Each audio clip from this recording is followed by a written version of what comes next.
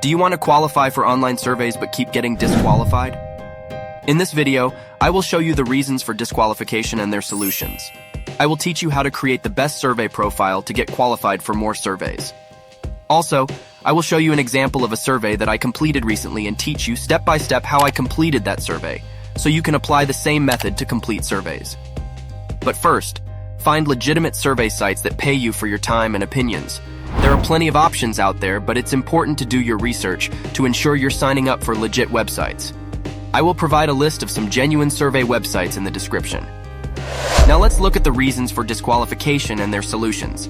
The first reason is speeding. For example, here is a survey. It says it will pay you that much amount, and the survey will take 13 minutes to complete it. Here, according to the survey company, if a person does this survey genuinely, it will take 13 minutes to complete it. Sometimes it represents that other people are completing this survey in 13 minutes. So if you complete this survey in less than 13 minutes, it will assume that you are not paying attention to questions and giving answers randomly or without reading properly, and hence you will be disqualified. The solution is simple. Take your time, read the questions carefully, and then answer them. Whenever you see a survey that says it will take a particular time, always take a few extra minutes to complete the survey. In this way, you will never get disqualified for speeding. The second reason is inconsistency, meaning giving different answers to the same questions. For instance, if you select full-time employed as your employment status in your survey profile, but choose something else when asked the same question later on, you will be disqualified.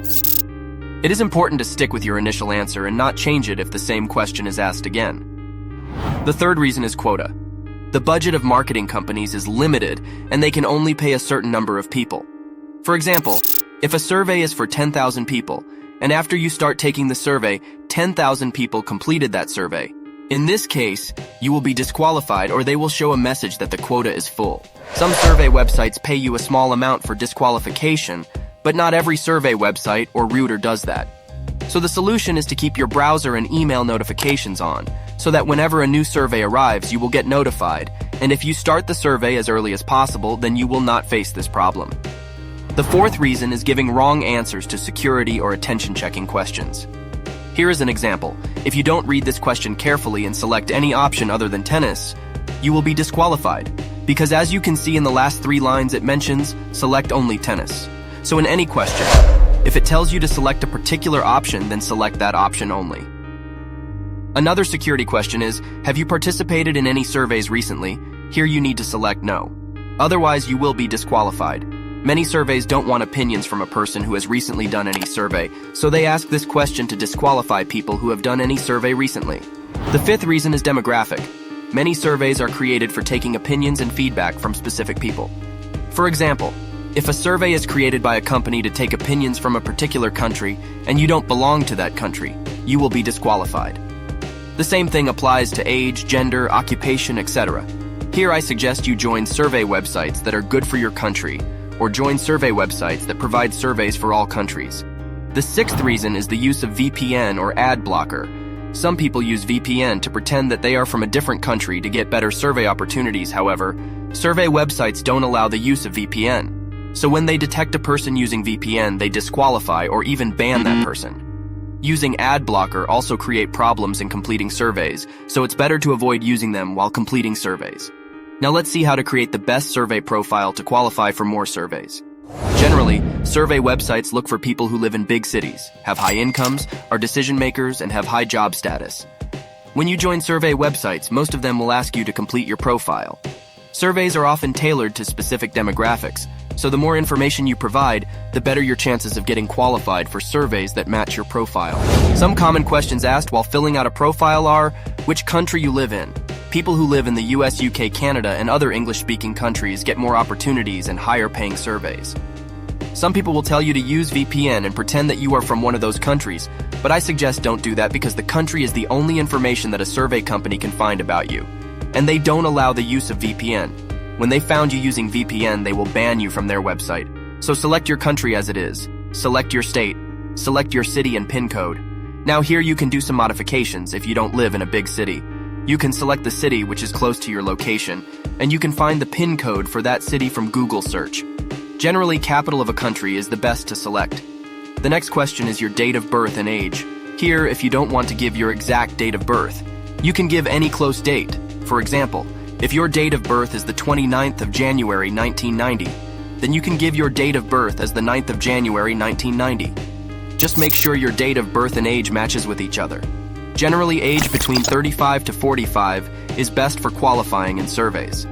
Next, select your gender. Generally, surveys are for both gender, but sometimes gender-specific. So if you are male, you will not qualify for surveys created for females, and if you are female, you will not qualify for surveys created for males. So you can select as you want. The next question is about your education. Here, selecting graduate or postgraduate is best for the qualification. Next is your employment status. Here, choosing full-time employed is best. The next question is about your income. Here, read the questions carefully. They ask about your monthly income and yearly income, also your monthly household income and yearly household income. Household income means the combined income of all members in your house, including yourself. I suggest showing yourself as the only earner in your household, as it is convenient, and you don't need to give two different amounts, like one for your monthly income and one for your household monthly income. Since this question will be asked almost every time you do a survey, it's better to keep both monthly incomes the same, so it will be easy to remember and have fewer chances of making mistakes. Generally, rupees 1 lakh and above is a good monthly income for qualifying in the survey, and based on that, good yearly income is rupees 12 lakh and above. This is for India, but if you live in other countries like the US, then a good monthly income is $100K and above. The next question is about the industry you personally work in. Here, information technology IT is best, as it will help in qualifying for business surveys as well. Another similar question will be asked: do you or does anyone in your household work in any of the following industries? Here, selecting none of the above is the best option to qualify. Mostly, this question is asked in consumer surveys, and they don't want opinions from people who either work in their industry or a person from their competitor's company. Next question: what is your job title, level, or responsibility? Selecting a C-level officer like CEO, CTO, CIO, or director is best. Next, how many employees work at your organization? Around 1,000 is the best.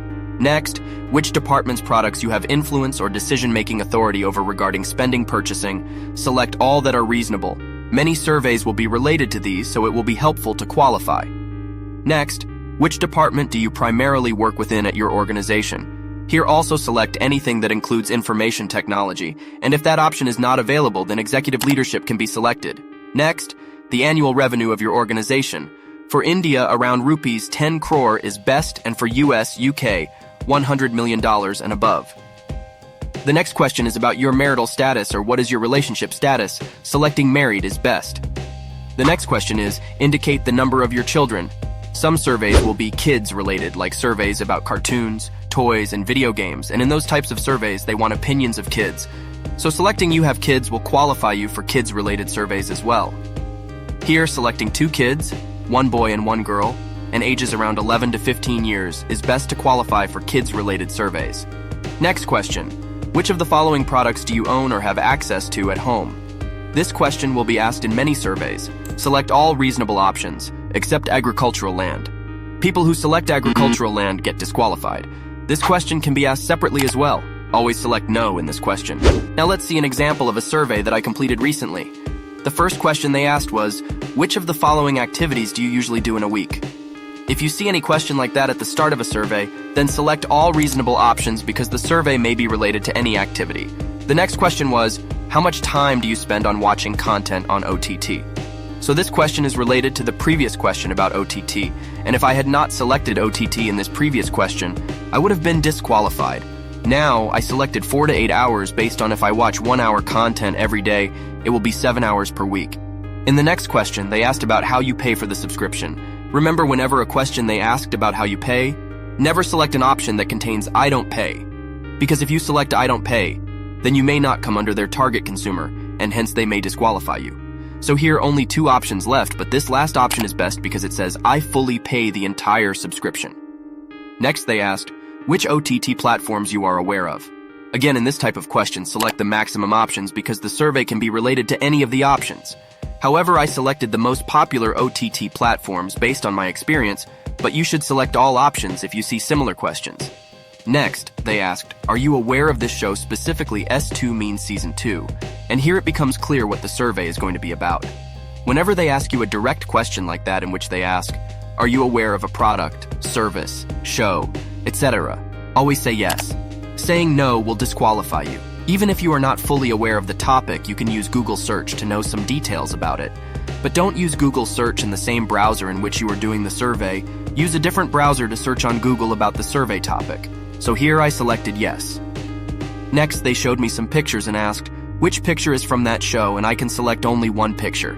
Since I already know about this show, it was easy for me to find which picture is from that show.